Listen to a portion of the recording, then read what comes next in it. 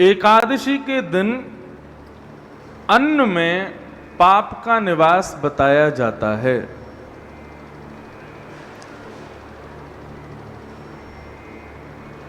ऐसा संवादात्मक कथा बताई जाती है कि पाप ने ठाकुर जी से कहा कि आपने अपनी कथा के भाव से, अपने मंदिरों के भाव से, संत गुरुजनों के भाव से मुझे तो पृथ्वी से नष्ट ही कर दिया, मैं क्या करूं? आपने मेरे लिए कोई स्थान ही नहीं छोड़ा।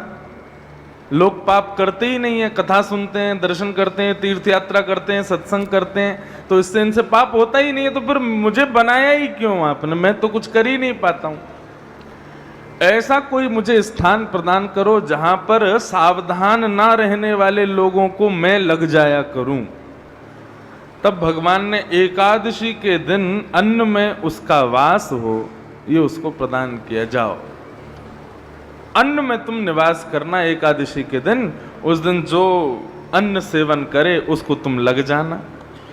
कहने का अभिप्राय यह है कि अन्न खाने से पाप लगता है, ये नहीं है। हमने कोई पाप किया, लेकिन हमारे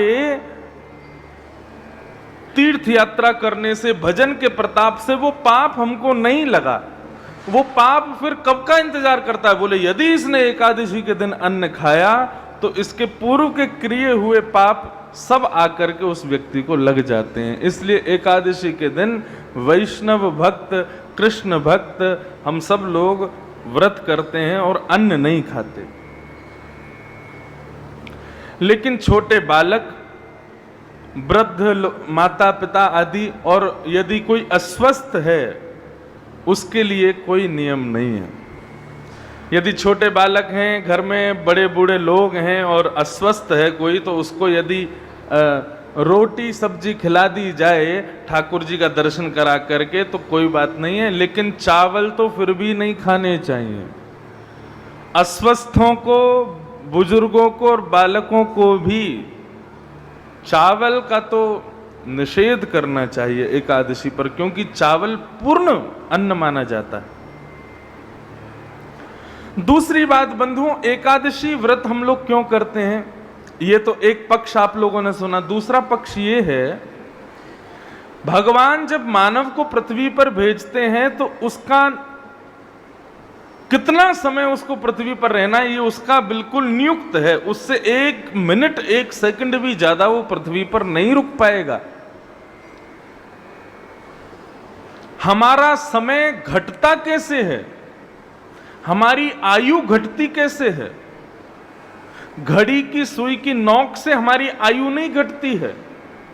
हम जितना अन्न खाते हैं उस अन्न के खाने मात्र से, अन्न के सेवन मात्र से हमारी आयु घटती है। बात समझ में आ रही है? मान लीजिए ठाकुर जी ने मेरे को जन्म दिया, जन्म देते समय कह दिया कि भाई इंद्रेश के संपूर्ण जीवन में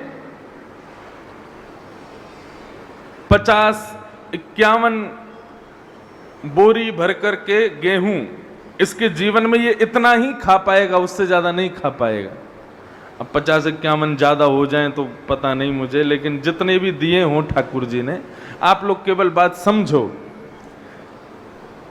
ठाकुर जी एक दायरा बना देते हैं कि ये व्यक्ति इतना ही अन्न पाएगा, इतना अन्न जिस दिन इसने खा लिया उस दिन इसकी मृत्यु हो जाएगी।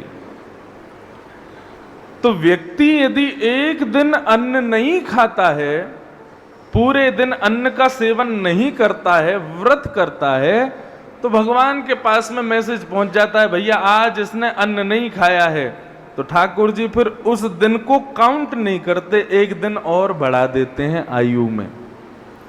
एक दिन की आयु बढ़ जाती है व्रत करने से, इसलिए व्रत का नियम बताया गया है।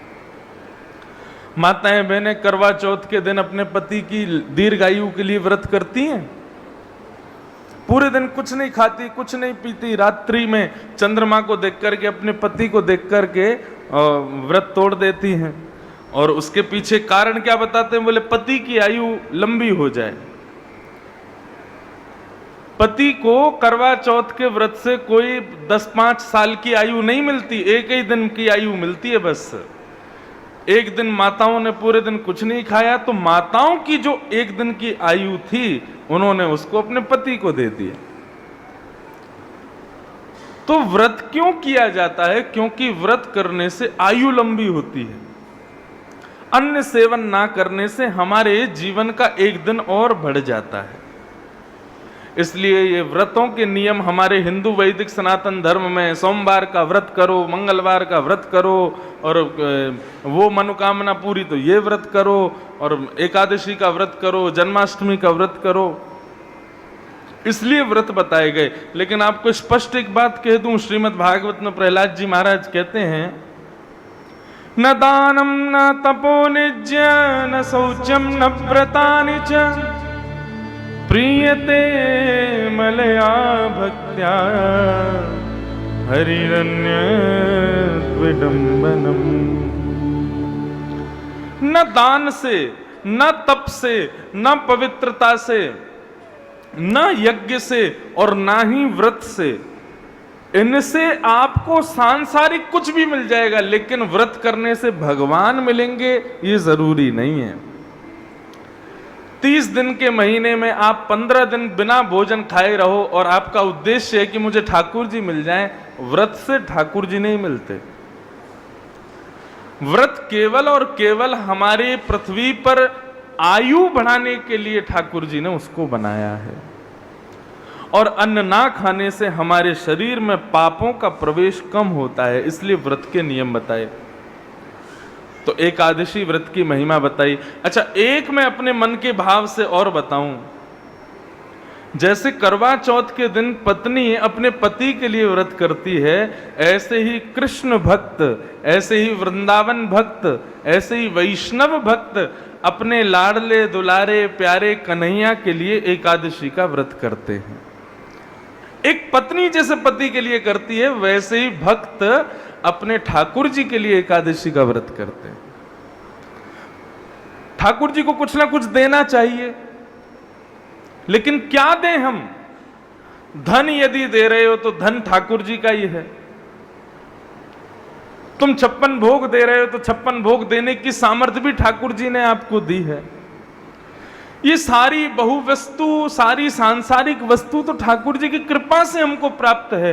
ठाकुर जी को वो दो जो तुम्हारे पास सबसे ज्यादा मूल्यवान है, और हमारे पास हमारी आयु से ज्यादा, हमारे जीवन से ज्यादा मूल्यवान कुछ भी नहीं है।